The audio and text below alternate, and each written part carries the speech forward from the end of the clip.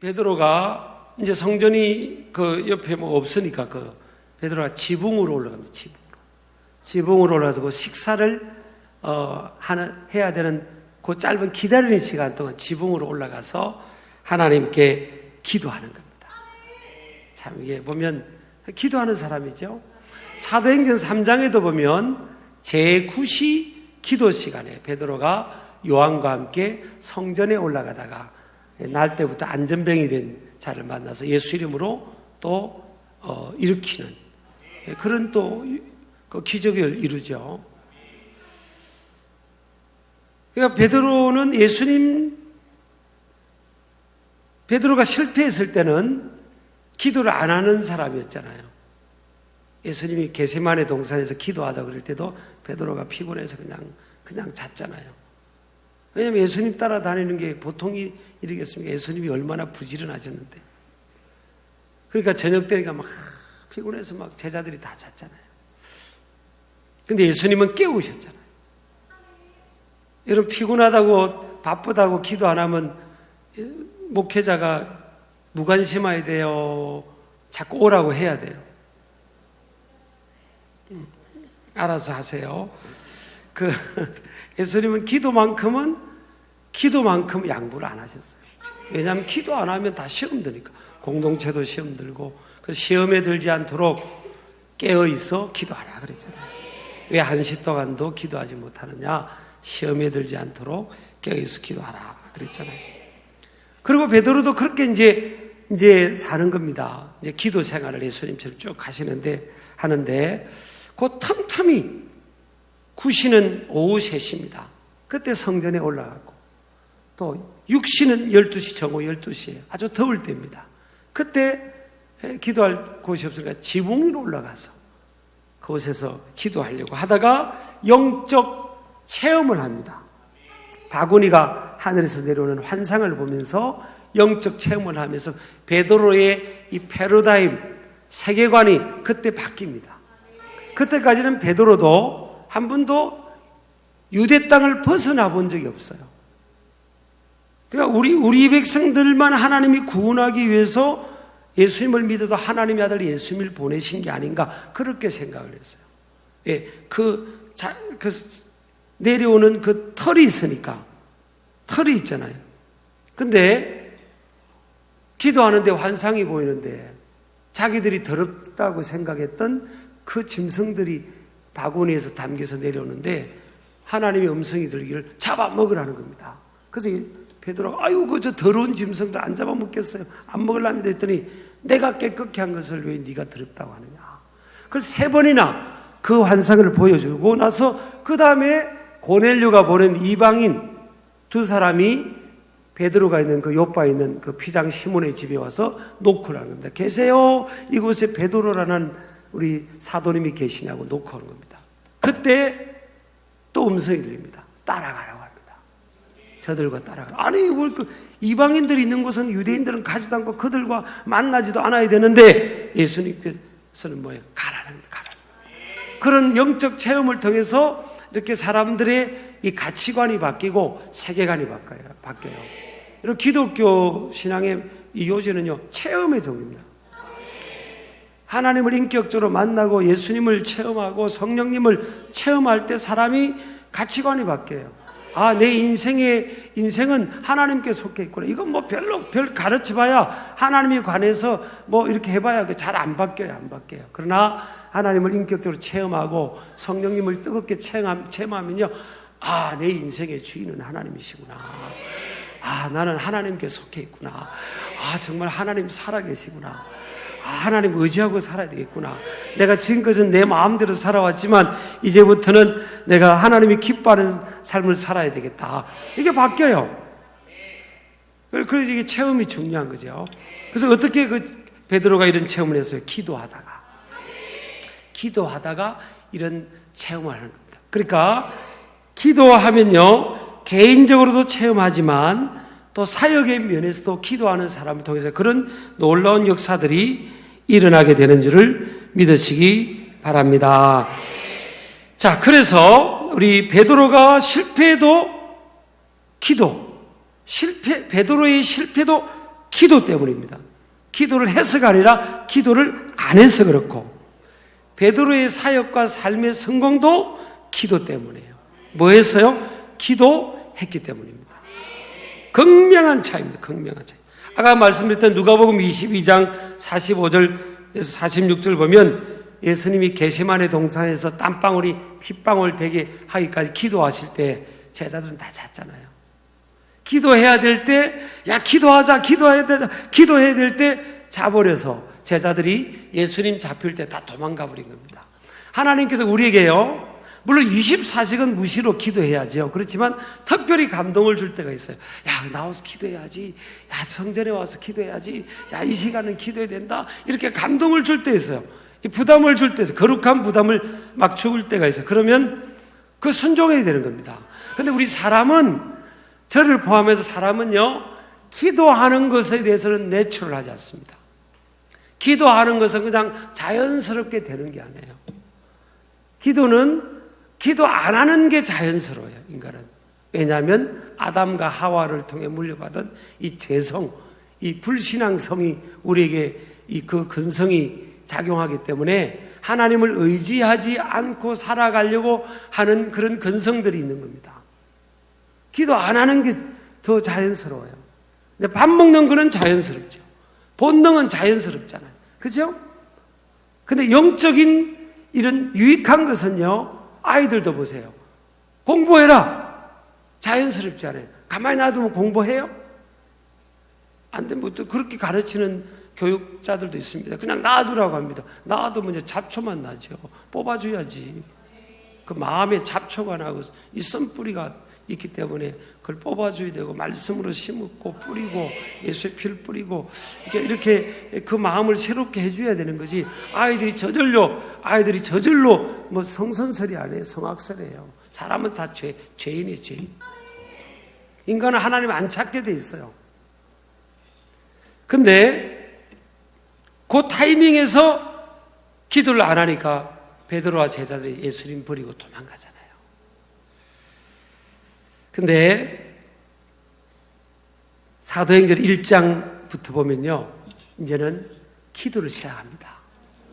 1장 4절부터 보면 예수님께서 예루살렘을 떠나지 말고 아버지의 약속하신 것을 기다리라. 그러니까 그때부터 이제 마지막 메시지가 기도를 강조한 거잖아요.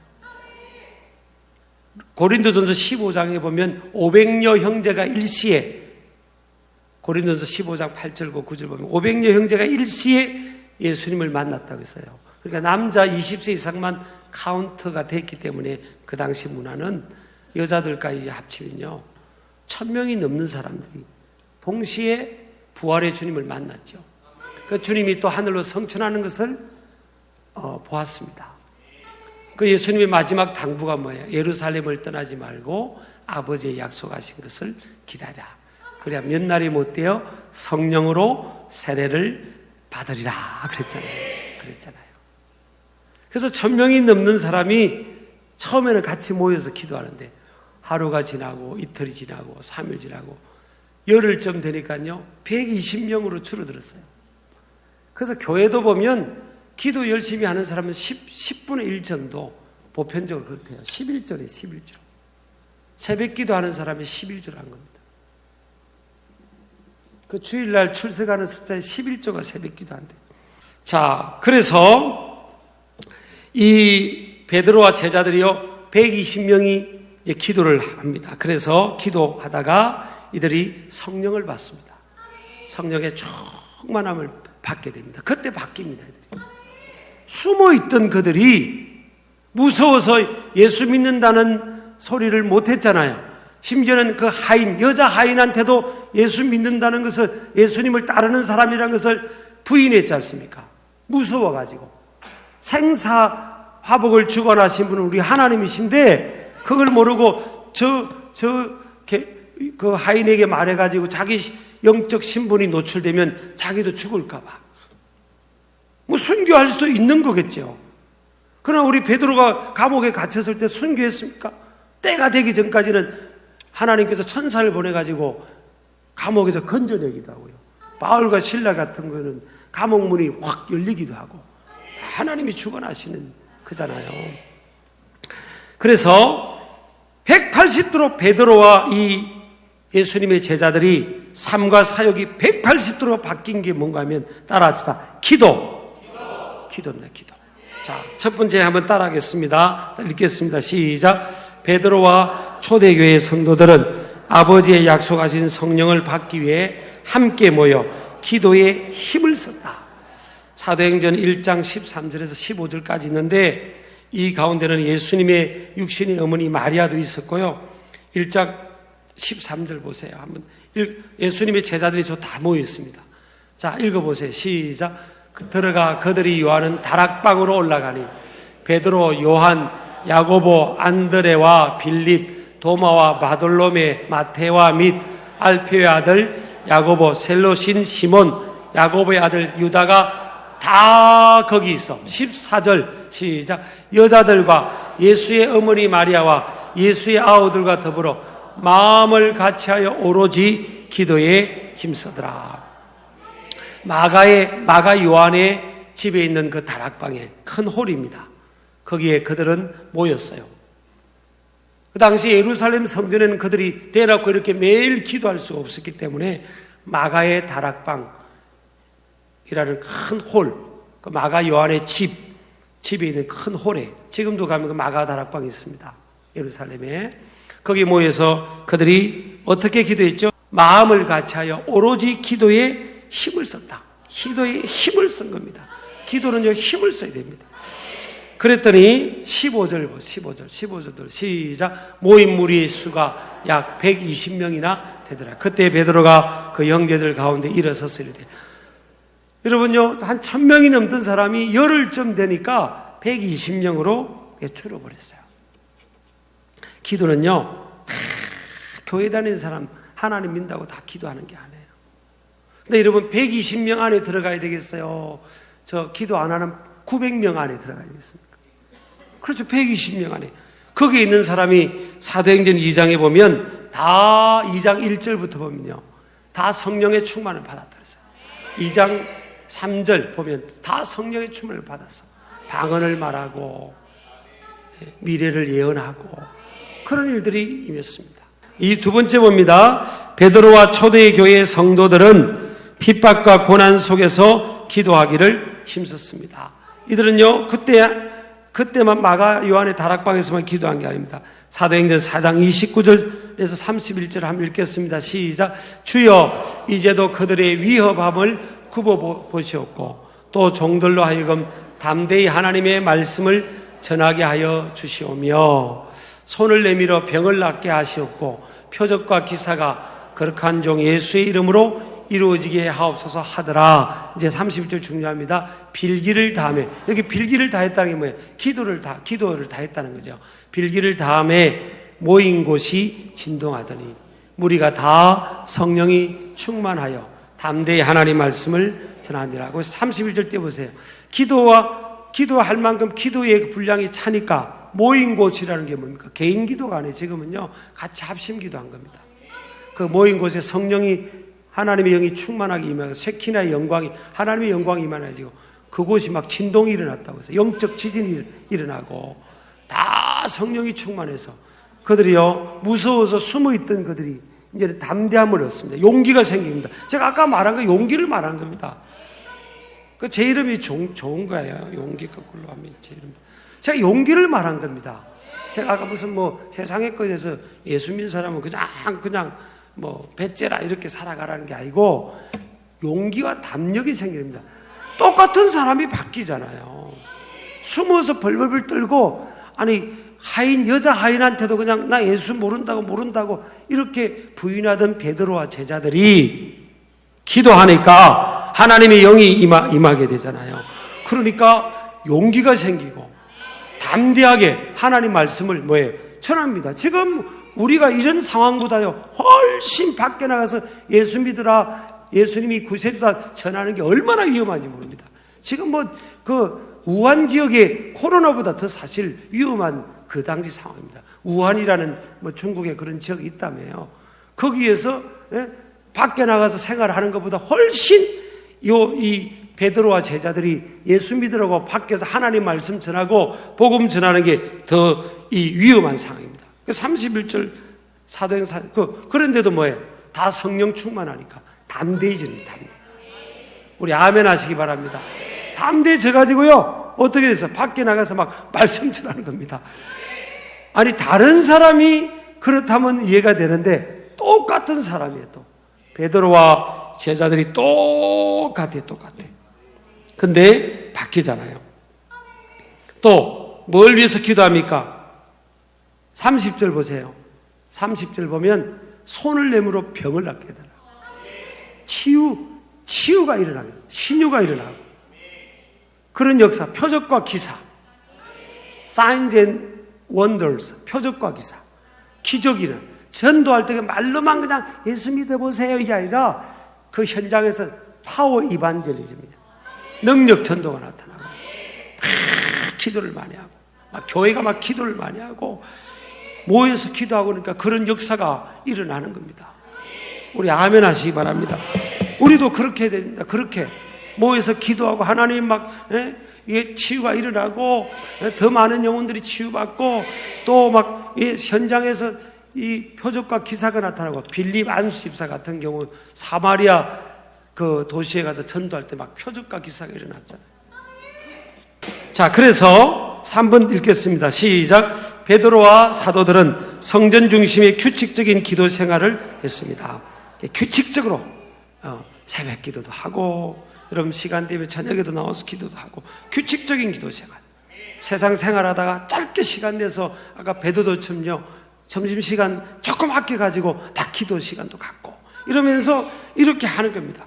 자, 누가복음 22장 39절 40절 봅니다. 한번 읽어보겠습니다. 시작. 예수께서 나가사 습관을 따라 감람산에 가시매 제자들도 따라갔더니 예수님이 그냥 가끔 생각나면 기도한 게 아니에요. 예수님은 기도를 안 하셔도 되는 분이에요. 기도를 받으셔야 되는 분이죠. 그렇잖아요. 근데 이 땅에서 사람의 몸으로 오셔가지고 인간의 몸을 입고 사시면서 인간이 어떻게 살아가야 승리한다는 것을 그대로 롤 모델로 보여주신 거예요. 예수님은 정말 새벽을 깨우셨고요. 밤에 철야도 많이 하셨고 밤이 맞도록 기도도 많이 하셨고 새벽 기도, 새벽을 깨우셨고 습관을 따라합시다. 거룩한 습관. 그렇게 기도 생활을 하신 거죠. 그러니까 그걸 보여주신 겁니다. 제자들에게. 자, 네 번째 봅니다. 읽겠습니다. 시작. 베드로는 요빠의 시몬의 집 지붕에 올라가서 제6시에 식사 시간 전에 기도하다가 놀라운 영적 환상을 체험합니다. 아까 제가 말씀드린 이 체험을 통해서 베드로의 세계관이 바뀌고 가치관이 바뀌고 패러다임이 바뀌고 인생의 방향이 바뀌고 그렇게 된 겁니다. 우리가 체험을 해야 기도하면서 자꾸 영적 체험이 거기에 말씀 기도가 또 쌓일 때 말씀을 통해서 부딪히잖아요. 어쨌든 체험을 해야 됩니다. 다 다섯 번째 봅니다. 시작. 기도는 하나님의 역사하심의 타이밍을 깨닫고 정확하게 반응하는 것을 가능하게 합니다. 자, 따라합시다. 읽겠습니다. 하나님은 기도하는 사람에게는 하나님의 비밀을 먼저 가르쳐 주시고 반응케 하십니다. 자, 고넬료라는 사람이 가이사랴에서 기도하다가 하나님께서 천사를 보내서 고넬료야, 네 기도와 구제가 하나님 앞에 상달되었다. 그러면서 너 요빠에 가면 요빠까지는 17에서 18km 떨어진 곳이래요. 그 가이사랴에서 요빠까지 가서 너 그 피장 시몬의 집에 베드로라는 사람이 있으니까 그분을 모시고 와라. 고넬료가 기도했잖아요. 네 기도와 구제가 하나님께 상달됐다 그랬죠? 자, 10장 9절에 10절 보면 베드로도요 지금 10장 9절 이하 기도하다가 두 사람이 오면 따라가라 그럽니다. 예수님께서. 이방인 지역이지만 그곳에 가이사라는 이방인 지역입니다. 이방인들이 사는 곳이거든요. 그곳에 따라가라. 기도하던 베드로가 저쪽에서 기도하던 이방인의 신실한 믿음의 사람 고넬료의 기도, 또 베드로 사도의 기도, 그러니까 기도하는 공통적으로 기도하는 두 사람을 통해 하나님이 이렇게 역사하시는데 이게 바로 한 가정의 사건이 아니고 이 교회사로 보면 선교 역사로 보면요 이건 엄청나게 중요한 사건입니다. 왜냐하면 예수님의 복음이 유대인들에게만 갇혀 있는 게 아니라 이방 지역 크로스 컬처럴 미션으로 가는 것이 하나님의 뜻이라는 것을 베드로에게 보여주는 사건이에요. 엄청나게 중요한 사건입니다. 여러분, 이삭이 누구를 만났죠? 이삭이 40세에 결혼했어요. 40에 누구를 만났죠? 리브가라는 아내를 만나잖아요. 뭐 하다가 만났죠? 창세기 24장 63절 의함을 한번 보겠습니다. 시작. 이삭이 저물 때 들에 나가 묵상하다가 눈을 들어보며 낙타들이 오는 자. 저때 묵상했다는 것은요, 성경이 없을 때예요. 히브리인들의 묵상은 뭐예요? 하나님께 기도하는 거예요. 기도. 하나님께 기도하는. 하나님께 들에 나가서 그 당시에는 뭐 교회가 있는 게 아니고 단을 사서 돌을 가지고 단 쌓아서 하나님께 제물을 드리면서 그렇게 예배할 때니까 아직 원시적 예배의 그런 거잖아요. 그때 뭐 예배당이 우리처럼 있는 게 아니니까 담을 어디가 덜에 나가서 묵상하다가 이때가 이삭이 제일 외로울 때였어요. 왜냐하면 어머니가 돌아가실 때, 어머니 사라가 돌아가실 때요. 그 외로우니까 엄마 생각이 나고 하나님 앞에 기도를 드려나가서 한 겁니다. 그러다가 뭐가 오는 걸 봤어요. 낙타들이 오는지라. 그 낙타에는 누가 타고 있죠? 여인이 타고 있는 겁니다. 리브가라는 아내가 타고 있는 겁니다. 기도하다가 만난 여인이에요. 리브가도요, 그 아브라함이 보낸 노종이 그 우물가에서 기도하고 만난 게 리브가잖아요. 그 기도는 역사를 이루는 겁니다. 6번째입니다. 시작. 하나님은 기도하는 사람들을 역사의 현장의 주인공으로 사용하십니다. 네, 그렇죠. 고넬료의 기도, 베드로의 기도, 이삭과 리브가의 만남. 여러분, 기도가 없는 부흥은요, 사상누각입니다. 모래성을 쌓는 것 같아요. 반드시 기도의 부흥을 통해 진정한 부흥이 일어납니다. 여러분, 교육부서도 마찬가지입니다. 여러분, 목장도 마찬가지고 팀도 마찬가지예요. 이제 올해는 우리가 비상하고 부흥하는 것, 교회가 비상하는 것은 부흥이고 큰 부흥이고, 개인과 가정의 비상은 뭐 여러분의 삶에 엄청난 복이 임하는 거잖아요. 그건요, 기도를 통해 이루어진 기도입니다. 어떤 난관도 기도로 돌파할 수 있습니다. 아무리 어렵다는 상황일지라도 기도하는 사람과 공동체는 기어코 부흥을 경험하게 되는 줄 믿으시기 바랍니다. 오늘날도 여러분, 하나님은 기도의 사람을 만나게 하시고, 기도하는 교회를 전 세계를 떠나서 만나게 하시고, 그를 통해서 지금 역사합니다. 베드로와 고넬료를 영적 네트워크를 시킨 것처럼 오늘날도 그렇게 역사합니다. 하나님은 누구를 주인공으로 프로타고니스트로 쓰시나? 기도하는 사람. 우리 아멘 하시기 바랍니다. 그래서 여러분, 기도합시다.